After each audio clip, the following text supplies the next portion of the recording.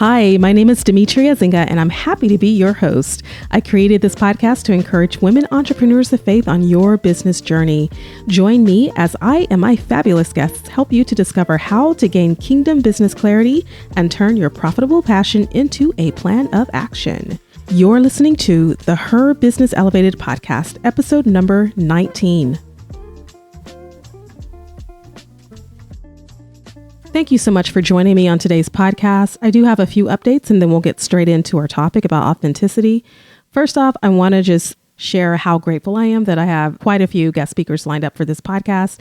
We had a very high response rate when I put out a Facebook notification that I was looking for guests to interview on this podcast, and we got quite a response. So over the course of the past week, I have been responding to over 55 applicants, and not just for this one, but also for Mompreneurs and Heels podcast and Christian Homeschool Moms podcast. So I've been very busy, but on this show, I do have a few people that are going to be coming on very soon. So I really look forward to sharing those entrepreneurs with you shortly. And I still have some room. So if you want to apply for this particular show, I would love to speak with you and see if you are a great match to connect with our audience here and how we can help each other. So in order to apply, just head on over to demetriazinga.com and click on podcast. And there's an option on that page for you to apply to be on the show. So I'd love to hear from you if this is something you're interested in.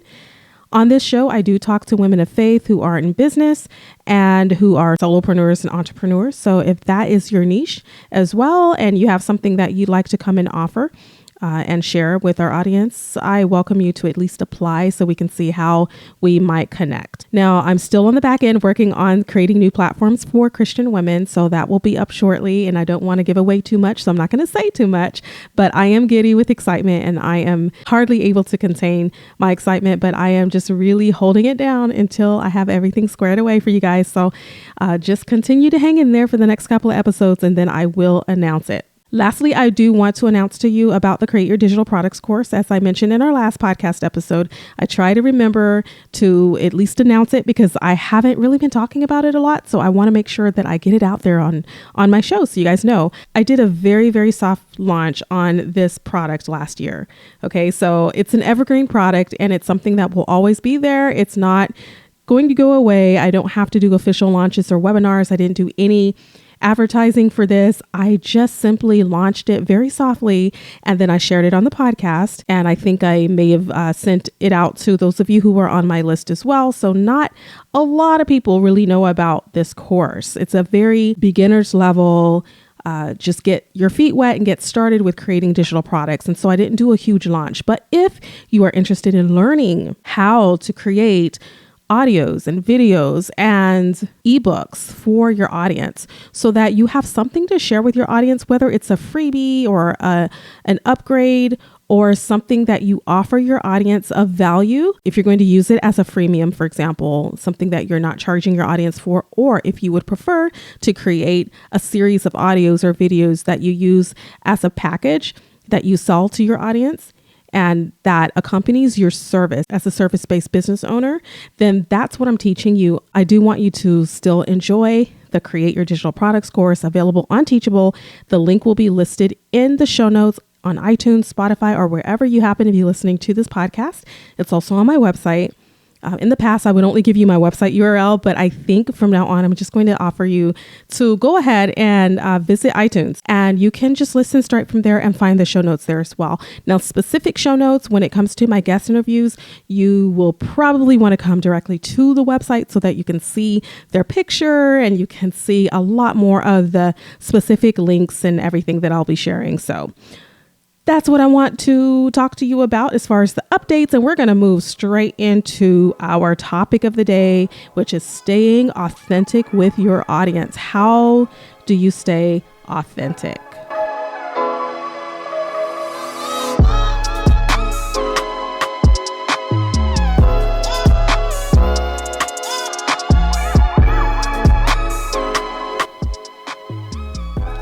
So first we have to ask ourselves, what is authenticity?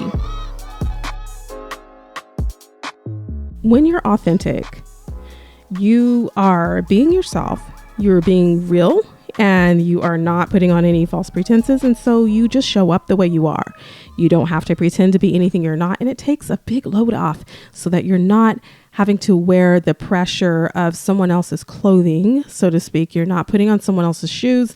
You are just being yourself. So being authentic allows you to do 3 wonderful things with your audience. Okay. And those 3 things are: number 1, the fact that people need other people who understand is paramount. So you are giving your audience a chance to really understand who you are, and you become extremely relatable. So back in the 90s, when we thought about business, we were thinking of how you sort of have to get into this mode of this institutionalized corporate executive mentality.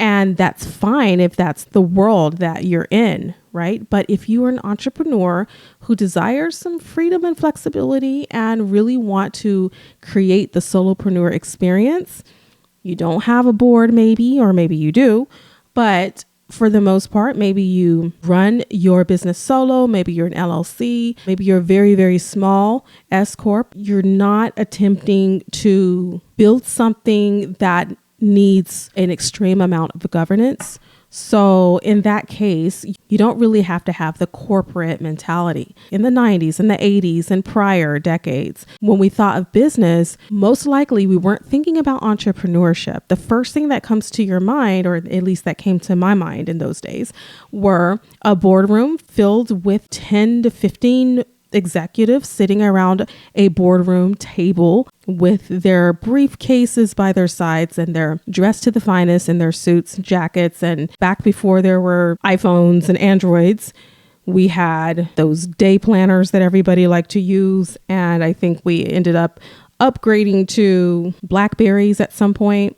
So that was the mentality. And when we're coming from that mentality, we often think of having to get into a very different mindset, which is different than the one we would wear if we're just at home with our spouse and our kids, right? It's a very, very different mentality. And it's almost like wearing a pair of shoes that don't exactly fit, but we have to learn how to make them work, make them fit, even if it doesn't, because we are bending toward a different culture that isn't natural for us, but we are learning the work culture. We are learning the executive culture. We are learning corporate culture, right? And that is the mentality that so many of us try to bring into our solopreneur business when we first began entrepreneurship back in those days. And we didn't know how to be free to be ourselves, to be honest. When things were just beginning to really pop off with online business back in the late 90s, I would say the late 90s, early 2000s is around that time when online businesses were really beginning to take on a life of its own. Even then, that mentality of being very personable was rather unique, and showing up as someone who just really enjoyed offering the services and products that they offered without any pretenses was a very unique experience. You would see it, of course. I mean, there were awesome solopreneur businesses out there, but not everyone knew how to utilize the internet in those days to really showcase their business online in a way that connected to many people worldwide, and where they felt comfortable revealing their picture, their video. Back then, we didn't even have videos really on our websites yet. So people just weren't able to showcase themselves personally. It would just be maybe an image of their product, and then an about page and a contact page. When we started integrating videos like YouTube in the mid 2000s, early to mid 2000s, and we were able to start embedding those videos onto our websites, when we were able to start blogging, when we were able to start podcasting and using RSS feeds and syndication, these things really made a huge difference in the way a solopreneur could actually show up online and be so personable and make that connection with their potential audience. It changed the whole game of connecting with your audience online. Virtual business became such a big thing. Everyone, I remember in those days, began to capitalize on the idea of this new media. And so that's what we called it in those days, new media. I believe it was around 2007 or 8 when I became a new media consultant. And so many of us who today would maybe call it social media, but we didn't really have a lot of the social media as we have today because Instagram was maybe just getting its start and LinkedIn wasn't what it is today, of course. And then everything was in its beginning stages, Twitter, everything. People were really using a lot of message boards and social media networks like Ning. I don't know if you remember Ning, but it was a social network. There was another network a lot of us used back in those days to really connect with other business owners. It was called Rise, RYZE, and we were using that similar to how we use LinkedIn today, but it was very easy to connect with others who you might want to do business with. So it was just our own little social media thing that we did back in 2007, 8, 9. And those were the days when we were really starting to learn how to make our business extremely personable online. I say all of that to share with you that we are in such a wonderful position right now. We are in such a unique and strategic position to be able to connect with our audience online with our business, and that our potential audience will be able to look at our picture, watch our videos, listen to our podcasts, read our blog posts, connect with our social media posts, and really feel somehow that they are connected to us and that we understand them. Being authentic means that we are causing our audience to feel that we understand them because we're showing up in our fullest selves and just being who we are. When we say, I understand you, I know what you're going through, I'm going through the same thing. When we say, I get what your problems are because I've experienced those problems. When you say, I have experienced exactly what you have, and here is a solution that I have available for you. What you're doing is making a deep connection with your audience through understanding their problems. And because they can see you online, they can hear you online, they can read your information online, they can see all of your pictures online, you are really connecting with your audience in very unique ways. Number 2, you connect with your audience on a deeper level. And basically, I've already covered that in point number 1, but you are able to connect to your audience in a very deep way because you're showing up authentically online. You're not having to come off as some corporate executive, because if that's not who you are, then you want to make sure that you are being relatable and friendly and open and authentic and real. And number 3, it builds your credibility as being genuine. So when your audience believes that you are genuine, when they feel connected with you, when they know that you're telling the truth, when you have integrity in your business, when you don't lie to them, then they believe you and it builds your credibility. I'm going to share something with you that hopefully you won't think I'm tooting my own horn, but it is true that I have high values and integrity. So when I offer something to my audience, I want to make sure that I stand behind it. Okay. So all of these years that I ran my homeschool blog and podcast, I have had many opportunities to work with companies that I didn't believe in. Because I didn't believe in what they were doing, or because I didn't believe in the character behind the business, I refused to promote them. And if I promoted a company that I felt had bad intentions, I would immediately go back and remedy that by making sure I didn't further promote. Because I have had some instances where I found out after the fact, after the promotion, that something went down with that company that was not legit, that was not at all acceptable in the way they were treating people in the community that I was a part of. So in order to remedy what I had been a part of, I decided that I would no longer have any ties with them in that way. So I had to take down promotion material, even though it meant that I wouldn't be paid any longer for that work. I was perfectly fine with that. My integrity is very important to me.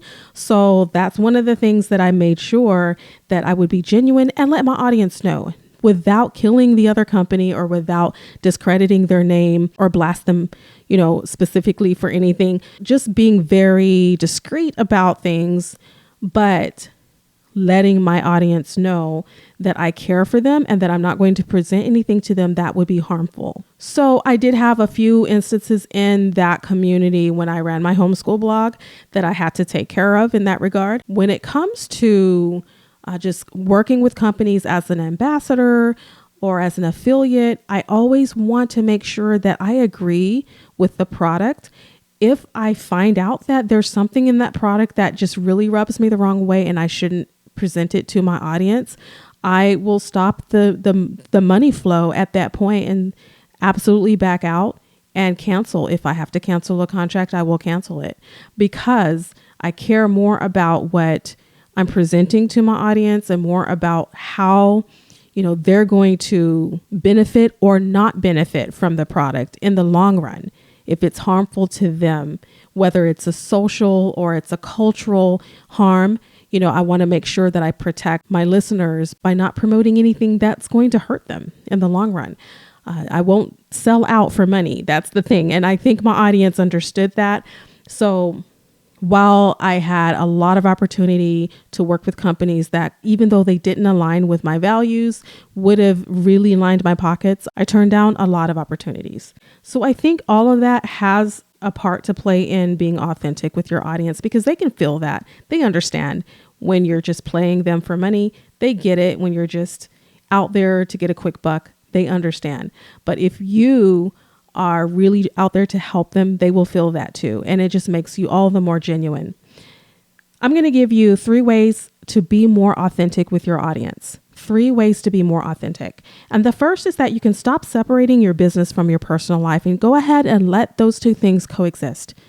You don't have to put on your business hat, take it off, put on your personal hat, take it off, and go back and forth. Even though technically we kind of do, it's really hard to integrate it all the time. There's a time you do business and a time when you're just really hanging with your family and your friends and enjoying life.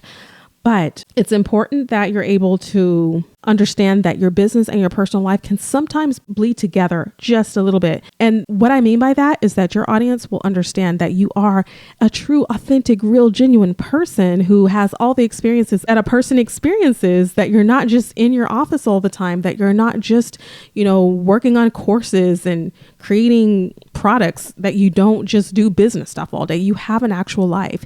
It's okay to show your life to your audience, to show when you're going on vacation. It's okay to be real with them. Let them see what it's like for you on a daily grind and what it means to come into your world as a mama, as a wife, as, as a sister, as a friend. Let them meet some of your friends sometimes. If you do videos, it's a great way to bring people into your world so that they can see what you're all about outside of business, right? So you don't have to separate your business from your personal life in that regard. You can show your audience that you are a real, normal human being that doesn't just work all day long. Okay. Number 2, stop being a perfectionist. Free yourself to be yourself. And show your strengths and show your weaknesses. So don't be afraid to show when you've made a mistake. I share all the time when I did something that was crazy that I shouldn't have done. And so I feel like it just helps my audience to see, okay, well, Demetria is not perfect and she didn't do that right. And she made a mistake with that. And she should not have, stopped podcasting for 3 years at Mompreneurs and Heels podcast. And, it would have been better had she continued at least uploading some content at least every other month, if nothing else. There's a lot of things I've done that I wish I had done differently, but that doesn't mean that I should just stop because I made, what I consider to be a mistake. It doesn't mean that I stop and hang my head and walk away. No, I jump back in the ring and keep going. So show your weaknesses, show your strengths, something you're really good at, that you're passionate about, and you can do it really well, and you want to help people do that. Show up and show the best of yourself to the world. Number 3, connect with those who are different than you and they're not a part of your tribe. So I want you to be really thinking about how you can connect with people who aren't necessarily your typical client. They may not be your customer avatar, but they're going to be listening to you sometimes. They're going to definitely come across your content, especially if your content's really getting out there, whether it's YouTube or a podcast or a blog or wherever you're placing your content in social media. So you're going to attract people even if they're not your direct customer avatar or niche market. And I want you to be able to acknowledge those cultural nuances of people who are coming into your space who don't understand maybe where you're coming from, whether it's religiously or whether it's ethnically, whether it's culturally, politically. Just understand that you have a lot of people watching that come from different perspectives and viewpoints. So even if you don't understand where they're coming from and you know that they may not understand where you're coming from, they are listening to you. So be open and willing to try to remember that you have a wide audience listening to you. Now, you're not out there to catch everyone. You're not going to catch all the fish in the sea. You just want a specific type, right? You just want a specific type of people to follow you and to be your customer avatar. So you're only speaking the language of those who you know are going to follow you long term.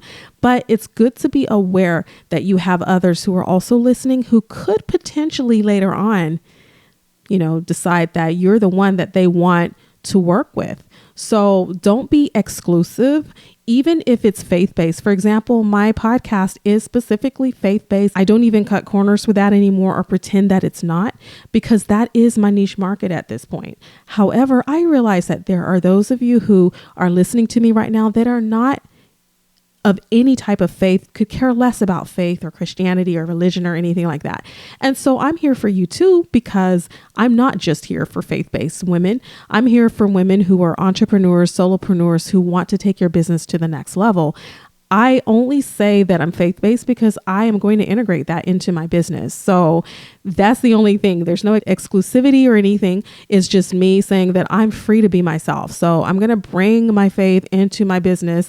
And then if you're okay with that, then I'd love to have you, right? And so that's what it's about for me. So you have to figure out how that works in your business and how you can be willing and open to trying to speak to those who also are of different ideas and ideologies and philosophies and still be able to reach them with your message without excluding them from your message. So that's all I have for you on this particular show today. And I can't wait to come back in a couple of days with the next episode and share with you more about things that are going down at Her Business Elevated. I'm really excited. And if you have any questions, please come by my website. For now, it's demetriazinga.com. You can go to the contact page and reach out to me there. I will let you know when I have a new URL to share. And that's all for now, guys. I so appreciate you. Thank you so much for listening. And until next time, to your online business success.